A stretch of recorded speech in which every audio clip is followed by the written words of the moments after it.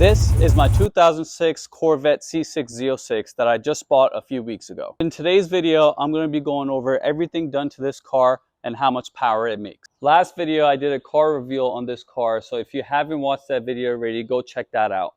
So before I talk about how much power this car makes, let me go through everything done to this car before I bought it. Because in the last video, I didn't really talk much about the car, I just kind of revealed it. So let's go through what the car is, everything done to the car, and then we'll talk about the number of horsepower this car makes. So as mentioned, this is a 2006 C6Z06. So this is the first year that this car came out.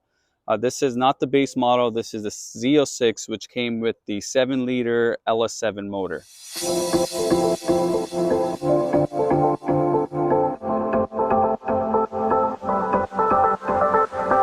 If you look at this badge right here, this car came with 505 crank horsepower from the factory, which is absolutely nuts, especially given the time that it came out.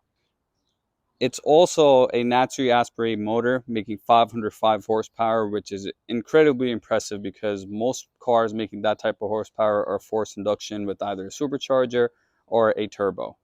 And that is why this car is so special, because it has that 7-liter V8 motor that revs out to 7,200 RPM. So I got the car with 71,900 miles, and it has 72,192 miles since. Put about a few hundred miles since I got the car. It was a 3-owner car. It spent its first half of its life in Texas for about 15 years, and then the previous owner had it in New Jersey. So the car has been taken pretty good care of given its year and the number of miles. The body is pretty nice, no visible damage anywhere. The paint can be corrected a little bit, which I'll be making a video on shortly, restoring this thing. The paint's a little rough, but honestly, given its age, it's really not that bad. And if you walk around the car, it's really been taken well care of. And honestly, I can't complain because I got this car for an absolute steal.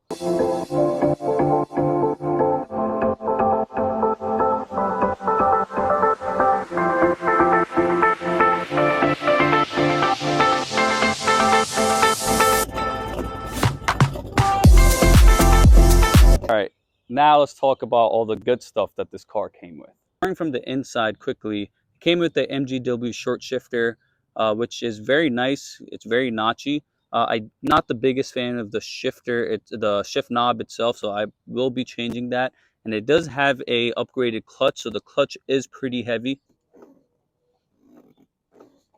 As you heard from the startup of this car has some goodies.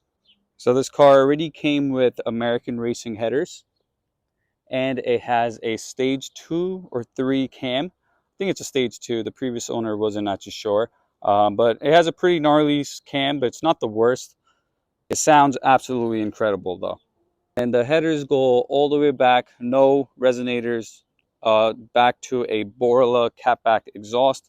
It does have some small mufflers, but as you guys can tell, it is extremely loud.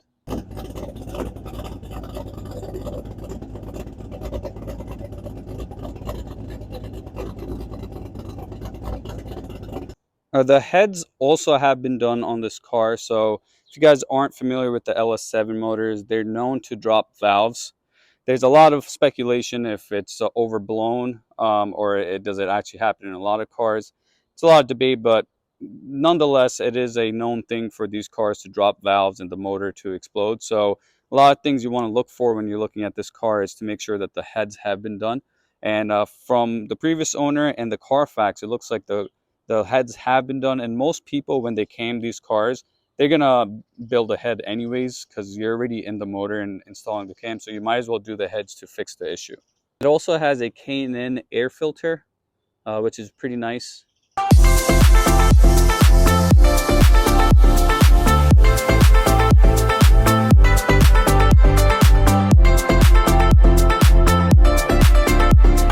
That's about it. That is all that is done to this car, and it is an absolute beast. So I'm not actually 100% sure how much power this car makes. The previous owner did say 580 wheel horsepower, which honestly my butt dyno says it is pretty accurate, but he did not have a dyno sheet to prove it.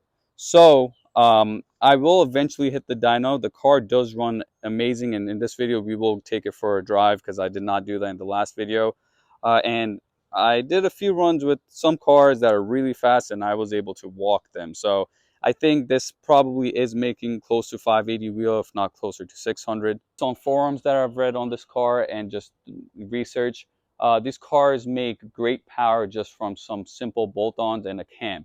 These LS7 motors respond really well to bolt-ons without even throwing any force induction into it. So based off of these mods that I have, heads, cams, intake, which is a pretty typical, package on these cars, they'll make 550 to 600 horsepower wheel very easily. And of course, if you want, you can put an intake manifold on it. MSD makes those, and then you can throw some E at it, put some bigger injectors, and do a couple other things, and be able to push 650, 700. There's a lot of guys that are running like the 700 wheel horsepower from a max effort NA all motor car.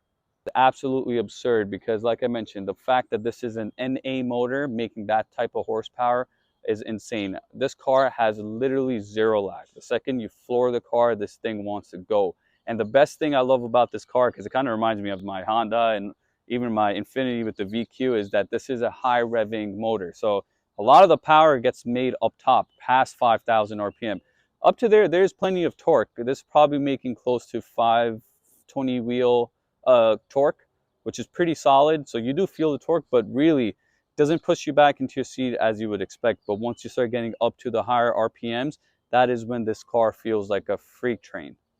Unfortunately, in this video, we will not be hitting the dyno, so I cannot tell you exactly on a dyno sheet how much power this is making, but I'll take you guys for a quick spin and show you guys how it feels, because my butt dyno, I've sat in a lot of fast cars. My butt dyno says that this is making minimum 550 wheel, if not more, because if this isn't making that type of power, then I don't know what is. All right, guys, so it started raining. I got my boy Rayhan with me, Neck Breakers. Go subscribe to his channel. We'll do a few pulls, some really small pulls, just to show you guys what it feels like, and show you my butt dyno that I think this is definitely making 580 wheel, but we'll confirm it on a dyno day soon. But just trying not to die today with the rain.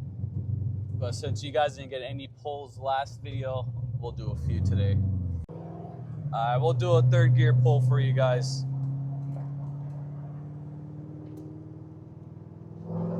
We'll roll it in.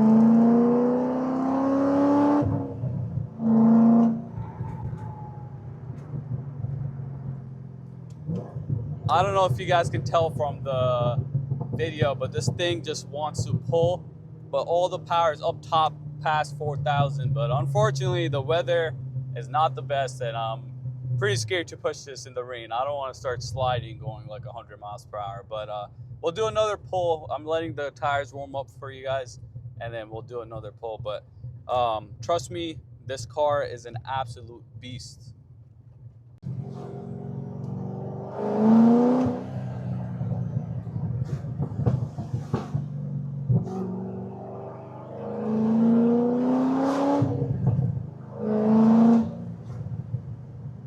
It has enough torque too to get going, but all the power is up top. Once the VTEC hits, this thing goes crazy.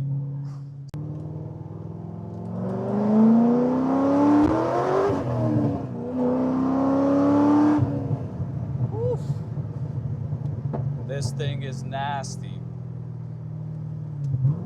Sorry guys, don't call me a P word, but in the rain, it is freaking scary.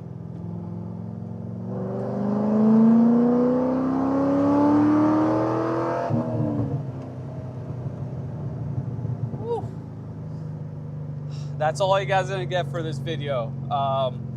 I am gonna be doing a 60 to 130 test on this car to really figure out how fast we can go. With this setup, the heads, cams, intake I've seen online that I can do in the mid sixes, which is insanely fast. That'll give us a baseline of really how much power this car is making. So that'll be coming up in the next few videos. Stay tuned for that. If you guys enjoyed this video, please leave a thumbs up, subscribe if you're new. 'Cause I can't see you anywhere.